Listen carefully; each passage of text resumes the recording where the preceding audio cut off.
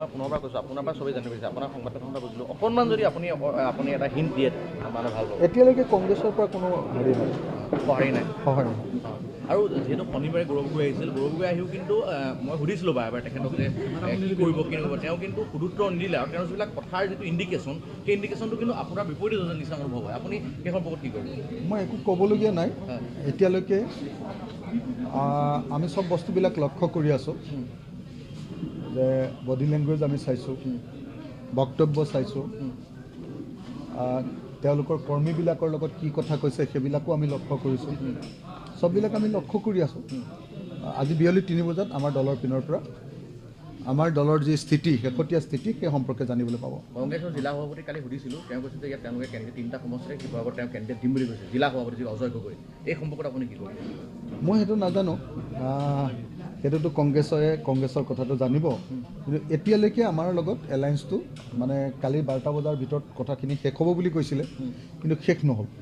আৰু এটা কথা মই আপোনাক কওঁ, আপোনাৰ ফালৰ পৰা আপুনি 100% দি গোটেই যিটো মিত্ৰতা বা এখন চিট ভাগ বতৰাৰ ক্ষেত্ৰত আপুনি দিছে, কিন্তু সেই ক্ষেত্ৰত কংগ্ৰেছৰ পৰা সেই ফালৰ পৰা কিন্তু আজিলৈকে আমি নেদেখিলোঁ। এই কাৰণটো কি কাৰণ বুজি নাপাওঁ। মানে আমাৰ পিনৰ পৰা 100% আমি এলায়েন্স বিচাৰিছিলোঁ। আমি কৈছিলোঁ যে এলায়েন্সৰ পক্ষত আছোঁ আৰু থাকিম। সেই বক্তব্য আমাৰ আজিও আছে, কিন্তু কংগ্ৰেছৰ পিনৰ পৰা বক্তব্যবিলাক সঘনে সলনি হৈ আছে। কংগ্ৰেছে আগতে যিটো এগ্ৰী কৰিছিলে সেইটো আকৌ বদলাইছে, আকৌ নতুন কথা দিছে, এনেকুৱা ধৰণৰ কথা কিছুমান কৈ আছে যিবিলাকে আমাৰ দলৰ ভিতৰত বিৰূপ প্ৰতিক্ৰিয়াৰ সৃষ্টি কৰিছে। 11:30 বাজিল, 3টা বজালৈকে এই সময় ইমান দিন নহ'লে, গতিকে এইখিনি সময়ত কিবা কংগ্ৰেছৰ ফালৰ পৰা সঁহাৰি আহিব বুলি আপুনি আশা কৰে নেকি? মই সেইটো নাজানো। অলপ আগতে মই আপোনাৰ হেৰিয়াক লগ পাইছিলোঁ, একচুৱেলি মোক লগ পাবৰ কাৰণে তেখেতে বিচাৰিছিলে আমাৰ যোগেন্দ্ৰ যাদৱে এতিয়ালৈকে পজিটিভ খবৰ একো দিয়া নাই, নিগেটিভো দিয়া নাই। মোক আৰু এদিন ৰ'বৰ কাৰণে কৈ আছে। তো মই দলৰ মঞ্চলৈ কথাটো ঠেলি দিছোঁ, দললৈ দি দিছোঁ। দলে এতিয়া মিটিং কৰি আছে আৰু দলে মিটিং কৰি 3টা বজাত ময়ো তেতিয়াহে জানিম যে সিদ্ধান্ত কি ল'লে দলে। বা শেষ প্ৰশ্নটো কৰিম, যদি কেনেবাকৈ ভবামতে নহয় তেতিয়াহ'লে অখিল গগৈ বা ৰাইজৰ দলে আগন্তুক 2026 নিৰ্বাচনত অকলে প্ৰতিদ্বন্দ্বিতা কৰিবলৈ অখিল গগৈ ডাঙৰীয়া বা ৰাইজলৈ সাজু হয়নে? মানে যেতিয়ালৈকে এলায়েন্স সম্পৰ্কে সিদ্ধান্ত নহয় সেই সম্পৰ্কে মই একো ক'ব নোৱাৰোঁ।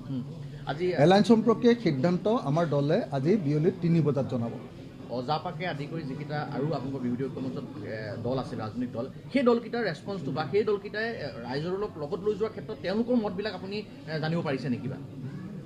মই মাজতে জগদীশ দাই ফোন কৰিছিলে, জগদীশ দাৰ লগত দীঘলীয়াকৈ কথা পাতিছিলোঁ। জগদীশ দাই ক'লে যে তেওঁলোকৰ লগতো এলায়েন্সটো কমপ্লিট হোৱা নাই, তেওঁলোকেও যিমানটা বিচাৰিছে কংগ্ৰেছে দিয়া নাই। তাৰ আগতে কিন্তু কংগ্ৰেছৰ পিনৰ পৰা আমাক জনাইছিলে যে তেওঁলোকৰ লগত হৈ গ'ল, কিন্তু এতিয়া আকৌ জগদীশ দাই জনাই আছে যে তেওঁলোককো যিকেইটা বিচাৰিছিলে সেইকেইটাক লৈ কোনো সিদ্ধান্ত হোৱা নাই। তেওঁলোকে নিবিচৰাকৈ ধৰি 10টা চিট দিছে বুলি কৈছে, কিন্তু তেওঁলোকে যিকেইটা চিটৰ কথা পাতি আছে বেচিকেলি সেই চিটকেইটাৰ কথা এতিয়ালৈকে কংগ্ৰেছে একো কোৱা নাই বুলি কৈছে। গতিকে বোধহয় আজিৰ দিনটোলৈকে মই নাজানো দেই, জগদীশ দাই কোৱা কথা, জগদীশ দায়ে মোক আৰু আমাৰ ৰাছেল হুছেইনক কোৱা কথা যে কংগ্ৰেছৰ লগত জাতীয় পৰিষদৰো এতিয়ালৈকে এলায়েন্সটো হোৱা নাই। কালি মোৰ ওচৰত কালি নহয় পৰহি আমাৰ ওচৰলৈ জে.আই. কাঠাৰ আহিছিলে। আমি এবাৰ লগ হৈছিলোঁ জে.আই. কাঠাৰ ডাঙৰীয়াৰ লগত। জে.আই. কাঠাৰ ডাঙৰীয়াই পিছে মোক ক্লিয়াৰলি কৈছে যে তেওঁলোকৰ লগতো সংঘাত এটা হৈছে, তেওঁলোকে 3টা বিচাৰিছে, তেওঁলোকক 2টা দিছে। গতিকে সিটোক লৈ অলপ মানে গৰমাগৰমি হৈছে, এনেকৈ ধৰণে মোক বক্তব্যটো অবিলাক শেষ কৰিছোঁ। ক'ৰবাত অকণমান মনত শংকা আহিছে নেকি যে যদি কেনেবাকৈ কংগ্ৰেছে এলায়েন্সত নাহে তেতিয়াহ'লে ৰাইজৰ দলে দুগুণ কষ্ট কৰিব লাগিব, এনেকুৱা ক'ৰবাত মনত শংকা আছে নেকি? মানে মই আপোনালোকক এটা কথা কওঁ, মোৰ কাৰণে ৰাইজৰ দলটোতকৈ বেছি গুৰুত্বপূৰ্ণ জনতা। আজি গোটেই অসমৰ ৰাইজে বিচাৰিছে যে এলায়েন্সটো হওক, গোটেই অসমখনে বিচাৰিছে যে এলায়েন্সটো হওক। কংগ্ৰেছে প্ৰত্যেক দিনাই নিগেটিভ কথা কৈ আছে। আজি এটা কথা কয়, যেনেকৈ ধৰক আমাৰ ফৰ্মেল মিটিংখনত তেওঁলোকে আপোনাৰ পূব গোৱালপাৰা আৰু মন্দিয়া তেওঁলোকে আমাক দি দিলে যে ফ্ৰেণ্ডলি আপোনালোকে খেলিব পাৰিব, পূব গোৱালপাৰা আৰু মন্দিয়া। এতিয়া আকৌ কৈছে যে নাই নোৱাৰিব,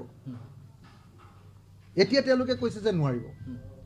তো এখন 4জন লিডাৰ থকা ফৰ্মেল মিটিঙত যিটো এগ্ৰি হৈ গৈছে সেইটো আকৌ তাৰ পিছদিনা যদি ঘূৰাই দিয়ে তেতিয়াহ'লে আমি সেই লিডাৰকেইজনক কৈ দিওঁ যে আপোনালোকে খেলিব পাৰিব, তাৰপিছত যদি খেলিব নোৱাৰোঁ বুলি কয় তাৰপিছত মই মুখখন কেনেকৈ লিডাৰ হিচাপে উলিয়াম কওক? আপোনালোকে নিজে কওক যে মই চেয়াৰমান আলী ডাঙৰীয়া আৰু কি কয় আপোনাৰ আব্দুল ৰচিদ মণ্ডল ডাঙৰীয়া, তেওঁলোক দুইজনক কৈ দিলোঁ যে আপোনালোকৰ ছিটকেইটা ক্লিয়াৰ হৈ গ'ল, আপোনালোকক বন্ধুত্বপূৰ্ণ খেলিবৰ কাৰণে কংগ্ৰেছে মানি ল'লে। তাৰ পিছদিনাই আকৌ গৌৰৱ গগৈটো একদম গোটেই মানে প্ৰেছত কৈ দিলে যে নাই চেয়াৰমান আলীক কেনেকৈ আমি খেলিবলৈ দিম, আব্দুল ৰচিদ মণ্ডলক কিয় লৈছে, এইবিলাক কথা কৈ দিলে ন, ক'লেনে নাই বাৰু? কিন্তু আগদিনা আকৌ তেওঁলোকৰ নিজৰ কমিটিৰ 4জন লিডাৰ, মই কৈ দিছোঁ নামকেইটা, দেৱব্ৰত শইকীয়া ডাঙৰীয়া, তাৰপিছত ৰিপুণ বৰা ডাঙৰীয়া, প্ৰদ্যুৎ বৰদলৈ ডাঙৰীয়া আৰু ৰকিবুল হুছেইন ডাঙৰীয়া আমাৰ লগত ফৰ্মেলি মিটিং কৰিছে। আৰু গৌৰৱ গগৈয়ে ফোন কৰি মোক সেই মিটিংখনৰ কাৰণে নিমন্ত্ৰণ কৰিছে। সেই মিটিংখনত ফৰ্মেলি সিদ্ধান্ত হৈছে যে এই দুইজন মানুহে ফ্ৰেণ্ডলি খেলিব। তাৰ পিছদিনা গৌৰৱ গগৈ আকৌ খেলিব নোৱাৰিব বুলি কৈ দিলে নহয়। কি কৰিম আপোনালোকে নিজে কওক, আমি কৰিম কি এতিয়া? মানে আমাৰ লগত কথাটোত এগ্ৰি কৰে, এজন লিডাৰে যদি 4জন লিডাৰে এগ্ৰি কৰিলে এজন লিডাৰে বাহিৰত বেলেগকৈ কৈ দিয়ে। কৰিবলগীয়া একো নাই মানে এতিয়া পৰিস্থিতিটো একদম মানে বেয়া। আৰু যিকেইজনক দিব খুজিছে, যিকেইটা ছিটত দিব খুজিছে সেইকেইটা ছিটত আকৌ তেওঁলোকৰ গ্ৰাছৰুটৰ মানুহবিলাকে তাতে হুলস্থুল লগাই আছে, বিদ্ৰোহ কৰি আছে। আৰু কংগ্ৰেছে তেওঁলোকক বহুৱাইও দিয়া নাই, কথাটো কৈ দিয়া নাই যে এইটো এলায়েন্স আমাৰ এইকেইটা ছিটত হ'ব, গতিকে হুলস্থুল নকৰিবা। যেনেকৈ চিচি বৰগাঁও উল্টাকৈ গৌৰৱ গগৈ কৈ পঠিয়াইছে যে আপোনালোকে লাগি থাকক। যেনেকৈ আপোনালোকে ক'লে যে শিৱসাগৰত কৈছে যে শিৱসাগৰ বিধানসভা সমষ্টিটো ইলেকশ্যন খেলিব, আৰু এই শিৱসাগৰটোতো আমাৰ লগত এগ্ৰি কৰি দিলে। কংগ্ৰেছে যদি এগ্ৰি কৰি দিয়াৰ পাছত তাৰপিছত আকৌ কয় যে শিৱসাগৰটো খেলিব, তেতিয়াহ'লে মই কেনেকৈ এলায়েন্স কৰিম আপোনালোকে নিজে কওক। মন্দিৰত খেলিব পাৰিব বুলি আগদিনা 4জন লিডাৰে এগ্ৰি কৰি দিলে, পিছদিনা গৌৰৱ গগৈ সংবাদ মাধ্যমত কৈ দিলে যে মন্দিৰ আৰু কি কয় আপোনাৰ পূব গোৱালপাৰাত কেনেকৈ আমি খেলিবলৈ দিম। কথাবিলাক এনেকৈ খেলি মেলি কৰিলেতো নহ'ব নহয়। যদি এগ্ৰি কৰিছোঁ, ডিজএগ্ৰি কৰিছোঁ, যদি ডিজএগ্ৰি কৰিছোঁ, আমি যিটো কথা কৈছোঁ তাত আমি শিলৰ খুঁটিৰ নিচিনাকৈ ৰৈ আছোঁ। শিলৰ খুঁটি 27টা ছিট বিচাৰিছিলোঁ, 20টালৈ আহিলোঁ, 15টালৈ আহিলোঁ। 15টাতকৈ এটা ছিটো বেছি বিচৰা নাই। আপোনালোকে কওক, গোটেই অসমত কাম কৰি থকা এটা পাৰ্টি হিচাপে মাত্ৰ 15টা ছিট, আৰু কংগ্ৰেছে যোৱা কনজিকিউটিভলি দুবাৰ হাৰা পাৰ্টি হিচাপে একেৰাখে আপোনাৰ এবাৰ 26টাত জিকিলে, এবাৰ 29টাত জিকিলে।